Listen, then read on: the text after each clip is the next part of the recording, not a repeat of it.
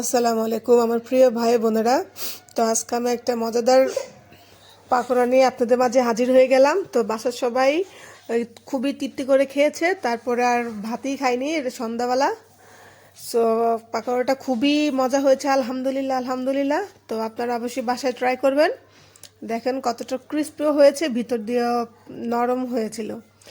তো এটা হচ্ছে একটা পাতাকপি। তো পাতাকপি দিয়ে আমি আজকে পাকোড়াটা বানাবো, ফুল ভিডিও দেখতে থাকুন। তো পাতাকপিগুলোর আমি চতুর্দিকের পাতাগুলো ফালানোর পরে আমি এটাকে দুই ভাগ করে কেটে নিলাম। কেটে নেওয়ার পর এটাকে ভালো করে ধুয়ে তারপরে যে কুচি কুচি করেও কেটে নিব। চাইলে আপনারা আরও কুচি কুচি করে কাটতে পারবেন। তার জন্য আমি আপনাদের দেখাই দিলাম যে কি পরিমাণের কুচি কুচি করবেন। তো এক এক করে আমি প্রায় আমার ফুল পাকোড়াটা কাটা হয়ে গেছে। তারপর আমি লবণ দিয়ে ভালো করে কষলিয়ে নিলাম। যে দেখতেই পাচ্ছেন কষলানোর পর অল্প হয়ে গেছে। তারপর দিয়ে দিলাম অল্প পরিমাণের পেঁয়াজ কুচি, লবণ, তারপরে শুকনো মরিচ, ফাঁকি মরিচ, তারপরে দিয়ে দিলাম হলুদ গুঁড়ো পরিমাণ মতো। তারপরে দিয়ে দেওয়ার পর সব এগুলাকে ভালো করে মেখে নিলাম। আপনারা যদি চান ঝাল বেশি খান তাহলে ঝাল বেশি দিতে পারেন। সো আমরা ঝাল বেশি খাই, যার কারণে একটু ঝাল বেশি দিয়েছি। দিয়ে দেওয়ার পর আমি এখানে দুইটা আলু কুচি কুচি করে কেটে নিলাম, যাতে করে আরও ক্রিস্পি হয় পাকোড়াটা। তো দিয়ে দেওয়ার পর আবারও ভালো করে মেখে নিচ্ছি। তো মাখা হয়ে যাওয়ার পর আমি এখানে দিয়ে দেব আটা। তো আপনারা চাইলে ময়দাও দিতে পারেন, কোনো সমস্যা নেই। তো আমার ঘরে আটা ছিল, যার জন্য আটায় দিয়ে দিলাম।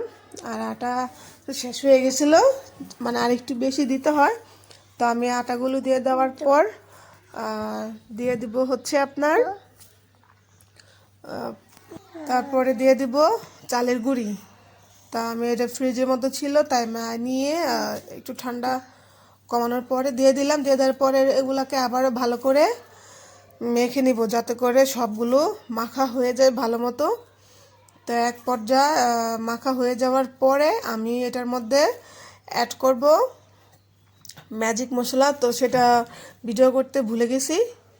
তো ম্যাজিক মশলা দিয়ে দেওয়ার পরে আমি আবার অল্প পরিমাণের পানি দিয়ে দিলাম। পানি দেওয়ার পরে আবার এটাকে ভালো করে মিশিয়ে নিচ্ছি। তো মিশানো হয়ে যাওয়ার পর আমি এখানে একটা বড় সাইজের ডিম দিয়ে দিব। চাইলে আপনারা দুইটাও দিতে পারেন, ডিমও আজকে ছিল না।